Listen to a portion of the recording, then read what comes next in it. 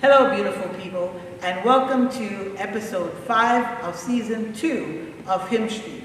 Episodes 5, 6, and 7 will come to you from this beautiful edifice, Jane's United Methodist Church, located at 660 Monroe Street, corner of Malcolm X Boulevard in Bedford-Stuyvesant, Brooklyn.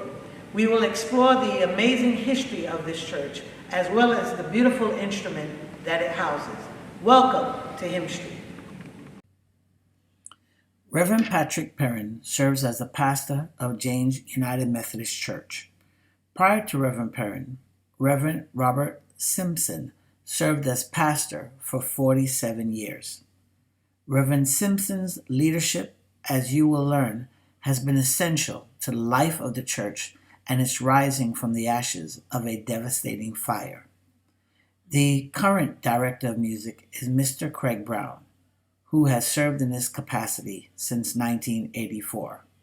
In our upcoming episodes, I will speak about the organ and the rich musical legacy of Jane's United Methodist Church. Jane's UMC is named for Bishop Edmund Storer Janes, the first bishop of the New York area, then Methodist Episcopal Church. Bishop Janes was elected bishop in 1844. Bishop Janes held a Doctor of Divinity, a Doctor of Medicines, and a Doctor of Law. The church was incorporated on October 15, 1859. The first meetings were held in a schoolroom at the corner of Patchen Avenue and Madison Street. The cornerstone of the first church building, which stood for 101 years, was laid in 1883.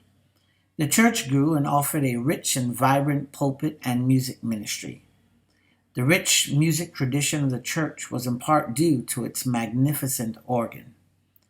After being closed for a period, a group of congregants led by Miss Maud White Hardy petitioned Bishop G. Brumley Oxnam to send clergy and reopen Jane's.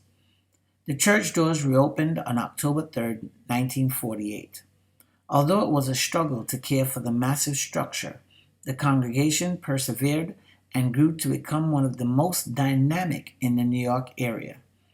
Jane's, along with other churches, played a significant role in the civil rights era.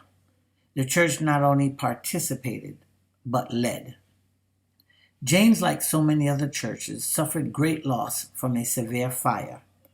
A 6-alarm fire destroyed the century-old edifice on Saturday, November 11, 1984.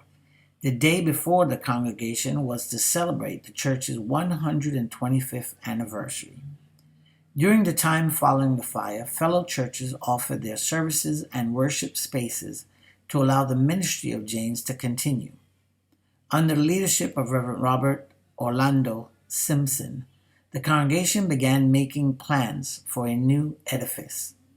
Reverend Simpson's leadership was vital to raising the $3.1 million needed to rebuild. Reverend Simpson was quoted in the New York Times as saying, "There's something energizing about a church fire." Reverend Simpson clearly not only raised money, but led with the spiritual fortitude and deep-rooted faith that would be necessary for the task ahead. On Sunday, June 16, 1985, ground was broken, and on Sunday, May 31, 1987, the cornerstone was set. The first worship service was observed on Sunday, August 5, 1990, and on Saturday, April 20th, 1992, the new edifice of James United Methodist Church was formally dedicated by Bishop Dale White, resident bishop. Today's hymn was chosen to be sung at the church's 125th anniversary, which they were planning before the fire broke out. The hymn was also sung at worship services the church held in different locations as they were raising the $3.1 million needed to rebuild. The author of the hymn has never been definitively identified. In John Rippon's A Selection of Hymns 1787, the hymn is number 128 and is simply attributed to K. Two other hymns in the collection bear the same mark. There are about 3 names in terms of who it may be. The anonymous tune, Foundation, first appeared in Joseph Funk's A Compilation of Genuine Church Music 1832 as a setting for this text. There the tune was called Protection. The meter of the hymn is 11, 11, 11, 11. The 4th verse of the hymn reads, When through fiery trials thy pathway shall lie, my grace all sufficient shall be thy supply.